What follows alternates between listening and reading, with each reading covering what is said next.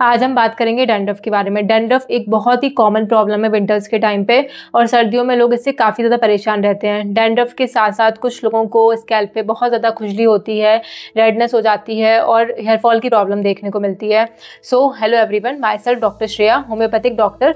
आज मैं आपको बताऊँगी कि डैंड्रफ का कॉज़ क्या है, किस वजह से डैंड्रफ होता है और विंटर्स के टाइम पे डैंड्रफ क्यों बढ़ जाता है, क्या गलतियाँ आप करते हैं जिसकी वजह से डैंड्रफ होता है और क्या-क्या होम्योपैथिक मेडिसिन्स आप डैंड्रफ के लिए ले सकते हैं।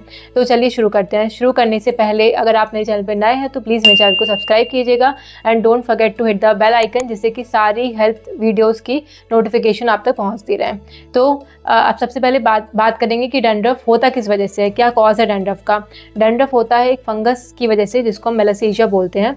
मेलासेजिया फंगस आमतौर पर सबके ही स्कैल्प में होती है, बट कुछ लोगों के स्कैल्प पे जिनका स्कैल्प में ऑयल ग्लैंड ज़्यादा होती हैं, यानी कि जिनके स्कैल्प में तेल बनाने वाली ग्लैंड ज़्यादा होती हैं, जिनका स्कैल्प ज़्यादा ऑयली होता है, उनके स्कैल्प पे डैंड्रफ ज़्यादा जल्दी पकड़ता है, उनके स्कैल्प पे डैंड्रफ ज़्यादा जल्दी होता है। तो जिन लोगों के स्कैल्प बहुत ज़्यादा ऑयली होता है उन लोगों के स्कैल्प पे ये जो फंगस है ये ज़्यादा ग्रो करने लगती है। फिर धीरे धीरे करके ये उनके स्कैल्प से ऑयल को सोक करती है, ऑयल को एब्जॉर्ब करती है और उनके स्कैल्प को ड्राई बना देती है, जिसकी वजह से वहाँ पे बहुत ज़्यादा इचिंग होने लगती है और स्कैल्प की स्किन झड़ने लगती है डैंड्रफ के फॉर्म में।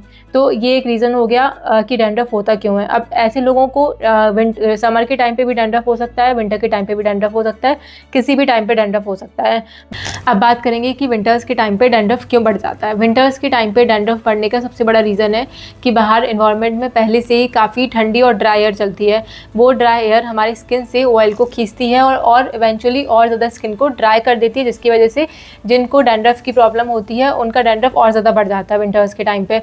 दूसरा रीज़न, जो लोग अपने स्कैल्प को हेयर वॉश नहीं करते हैं, 2-2 3-3 हफ्ते हो जाते हैं वो हेयर वॉश नहीं करते हैं विंटर्स के टाइम पे, तो उसकी वजह से वहाँ पे स्कैल्प पे बहुत ज़्यादा डर्ट इकट्ठी हो जाती है और वहाँ पे उस फंगस को और ज़्यादा एडवांटेज मिल जाता है ग्रो करने का, जिसकी वजह से डैंड्रफ बढ़ जाता है।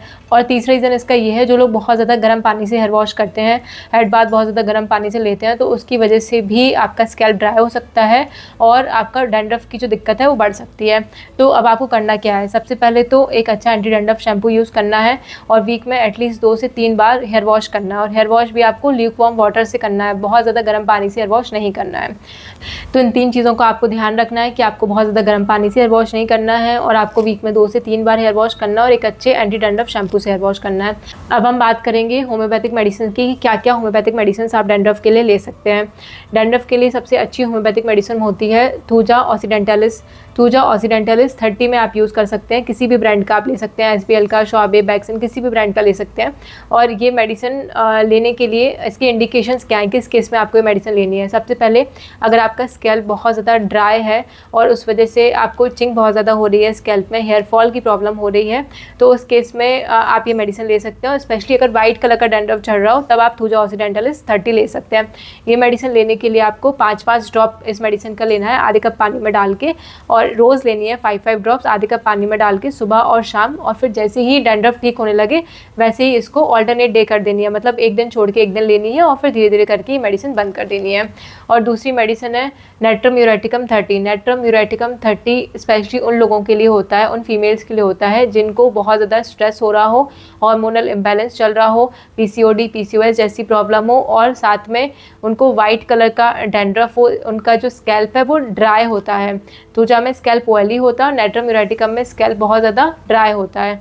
तो अगर आपको ये प्रॉब्लम देखने को मिल रही है कि आपका स्कैल्प बहुत ज़्यादा ड्राई है, आपको हेयर फॉल की प्रॉब्लम हो रही है, स्ट्रेस की वजह से आपका डैंड्रफ बढ़ रहा है, हेयर फॉल बढ़ रहा है, तो उस केस में आप नेट्रम यूरेटिकम 30 ले सकते हैं। नेट्रम यूरेटिकम 30 की आपको 5-5 ड्रॉप्स लेना है आधे कप पानी में डाल के सुबह और शाम, और फिर धीरे धीरे करके इस मेडिसिन को बंद कर देना है जैसे आपका डैंड्रफ ठीक हो जाए। और तीसरी मेडिसिन जो हम अपने पेशेंट्स को देते हैं वो है काली सल्फ्यूरिकम 30। काली सल्फ्यूरिकम 30 हम तब देते हैं जब पेशेंट ये कंप्लेन करता है कि उसको येलो कलर का डैंड्रफ हो रहा है, साथ में स्कैल्प पे बहुत ज़्यादा इचिंग हो रही है, खुजली की प्रॉब्लम है, स्कैल्प बहुत ज़्यादा इरिटेटेड है, ड्राई है, तब उस केस में काली सल्फ्यूरिकम 30 देते हैं। इसकी भी 5-5 ड्रॉप्स सुबह और शाम आपको लेनी है आधे कप पानी में डाल के डेली बेसिस पे, और जैसे ही आपका डैंड्रफ ठीक हो जाए आपको ये मेडिसिन बंद कर देनी है।